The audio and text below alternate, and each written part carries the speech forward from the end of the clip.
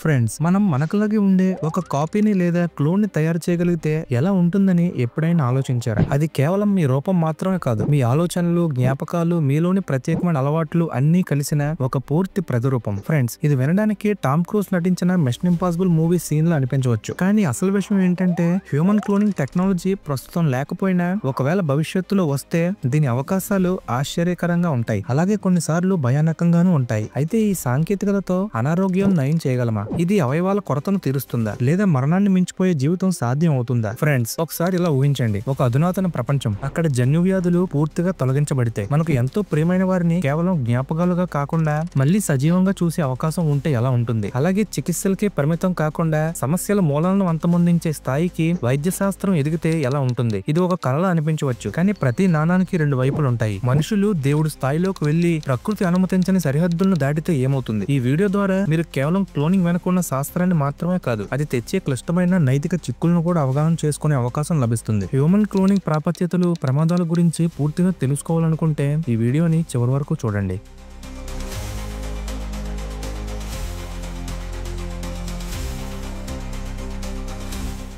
Friends, cloning అంటే keyboard మీద Ctrl+C మరియు Ctrl+V నొక్కినంత సులభం కాదు. ఇది ఒక సంక్లిష్టమైన పజిల్ ను అసెంబుల్ చేయడంలో ఉంటుంది. ఇది చాలా ఖర్చుతో కూడి, చేస్తున్న ప్రయోగం విఫలమయ్యే అవకాశాలు ఎక్కువగా ఉన్న ప్రక్రియ. అసలు క్లోనింగ్ అనేది ఒక వ్యక్తి యొక్క డిఎన్ఏని తీసుకుని అదే జన్యు కోడ్ తో ఒక వ్యక్తిని సృష్టించడం. ఇది వినడానికి అద్భుతంగా అనిపిస్తుంది, కానీ ఇక్కడే వాస్తవం ప్రకాశిస్తుంది. ఒకసారి డాలీ అనే గొర్రెను గుర్తు చేసుకోండి. క్లోనింగ్ ప్రపంచానికి ప్రచార ముఖ చిత్రం. 1996లో డాలీ మొట్టమొదటి విజయవంతమైన క్లోన్డ్ ప్రాణిగా ప్రపంచాన్ని ఆశ్చర్యపరిచింది. కానీ ఈ విజయం వెనుక లెక్కలేనన్ని విఫల ప్రయత్నాలున్నాయి. డాలీ పుట్టక ముందు ఈ ప్రయోగం 277 సార్లు విఫలమైంది. ఈ ప్రతి వైఫల్యం కేవలం ఒక గణాంకం కాదు, అవి ఆ ప్రయోగాన్ని తట్టుకోలేక మరణించిన జీవుల సంఖ్య. ఈ ప్రక్రియను మనుషులపై ప్రయోగించాలనుకుంటే ఆ ప్రక్రియ విఫలతను అంగీకరించడానికి మనం సిద్ధంగా ఉన్నామా? ఇది మనుషుల జీవితాలతో సంబంధం ఉన్న విషయం, కాబట్టి చాలా జాగ్రత్తగా ఆలోచించాలి. ఇక్కడ మనం నైతిక దృష్టికోణం నుంచి చూస్తే క్లోనింగ్ మనం ఎంతగానో ఇష్టపడే వ్యక్తిత్వం మరియు స్వతంత్రతపై ప్రశ్నలు వేస్తుంది. అవి ఏంటంటే, ఇది కేవలం ధనికులు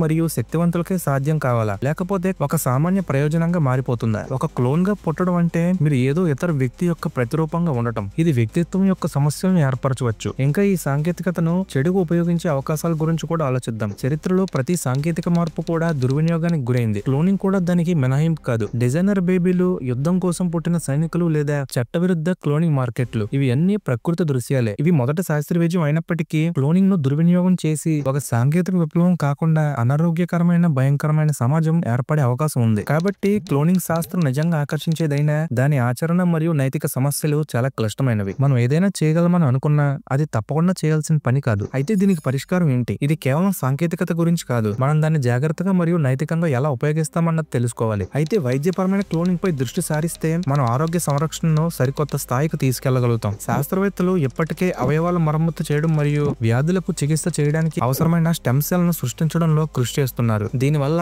అవయవదాతలు మరియు వెయిటింగ్ లిస్టుల అవసరం తగ్గిపోవచ్చు. కానీ ఈ పరిష్కారాన్ని సక్రమంగా అమలు చేయడం, అనగా దాన్ని జాగ్రత్తగా నియంత్రించడం మరియు స్పష్టమైన మార్గదర్శకాలను అమలు చేయడం అవసరం. అగ్ని మన ఆహారాన్ని వండే పనిలో మంచి సహాయకారి కావచ్చు, కానీ అది అప్రయత్నంగా ఉత్పన్నమైనప్పుడు అది అన్నింటినీ నాశనం చేస్తుంది. అలాగే క్లోనింగ్ కూడా మనం జాగ్రత్తగా చూసుకోకపోతే ప్రమాదకరంగా మారవచ్చు. ఇక్కడ పబ్లిక్ ఎడ్యుకేషన్ కూడా చాలా కీలకంగా మారాలి. క్లోనింగ్ యొక్క అవకాశాలు మరియు దాని పరిమితులను ప్రజలు అర్థం చేసుకోవాలి. క్లోనింగ్ మనం కోల్పోయిన ప్రియమైన వారిని తిరిగి తీసుకురావడానికి ఉద్దేశించబడలేదు, కానీ అది ఇతర ప్రాణాలను కాపాడడానికి ఒక అవకాశాన్ని ఇస్తుంది. దీన్ని సరైన దృష్టితో ఆలోచిస్తే క్లోనింగ్ మన జాతి యొక్క అత్యంత గొప్ప సాధనాలలో ఒకటిగా మారచ్చు. కానీ దాని ప్రభావాన్ని మనం ఎదుర్కోవడానికి సిద్ధంగా ఉన్నామా అనే దానిపై మనం సరైన నిర్ణయం తీసుకోవాలి. ఫ్రెండ్స్, ఈ విషయం మీ ఆసక్తిని పెంచుతున్నట్లయితే ఇక్కడే ఆగిపోకండి. క్లోనింగ్ యొక్క నైతికత గురించి మరింత తెలుసుకోండి. ఈ విషయంపై జరుగుతున్న వాదనలు పరిశీలించండి మరియు మీ స్వంత అవగాహనలతో అభిప్రాయాలను సేకరించండి. మీరు నేర్చుకున్న విషయాలు ఇతరులతో పంచుకోండి. క్లోనింగ్ భవిష్యత్తు సైంటిస్టులకు మాత్రమే చెందదు, అది మనందరికీ సంబంధించిన విషయం. మరియు మనం ఎంత ఎక్కువగా ఈ విషయంలో పాల్గొనబోతున్నామో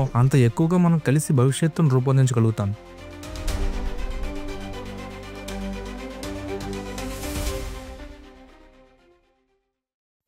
చివరిగా ఈ వీడియోకి కన్క్లూజన్.